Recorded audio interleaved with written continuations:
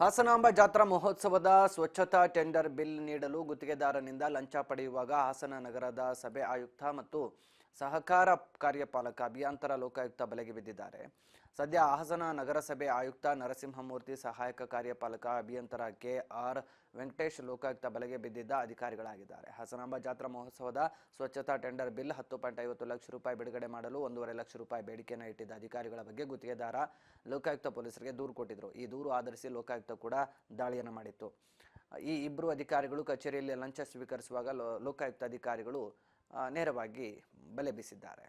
ಇನ್ನು ಇನ್ಸ್ಪೆಕ್ಟರ್ಗಳಾದಂಥ ಬಾಲು ಹಾಗೂ ಶಿಲ್ಪಾ ನೇತೃತ್ವದಲ್ಲಿ ದಾಳಿಯನ್ನು ಮಾಡಲಾಗಿದೆ. ಲಂಚದ ಹಣದ ಸಮೇತ ವಶಕ್ಕೆ ಪಡೆದಿದ್ದಾರೆ. ಮೊನ್ನೆ ತಾನೇ ಶಿಕ್ಷಣ ಇಲಾಖೆಯ ಡಿಡಿಪಿಐ ಮತ್ತು ಮೇಲ್ವಿಚಾರಕ ಲೋಕ ಬಲೆಗೆ ಬಿದ್ದಿದ್ರು. ಈ ಪ್ರಕರಣದ ಬೆನ್ನಲ್ಲೇ ಈಗ ನಗರಸಭೆಯ ಮುಖ್ಯಾಧಿಕಾರಿ ಮತ್ತು ಪರಿಸರ ಅಭಿಯಂತರ ಲೋಕಾಯುಕ್ತ ರೇಡ್ ವೇಳೆ ಲೋಕಾಯುಕ್ತ ಬಲೆಗೆ ಬಿದ್ದಿದ್ದಾರೆ.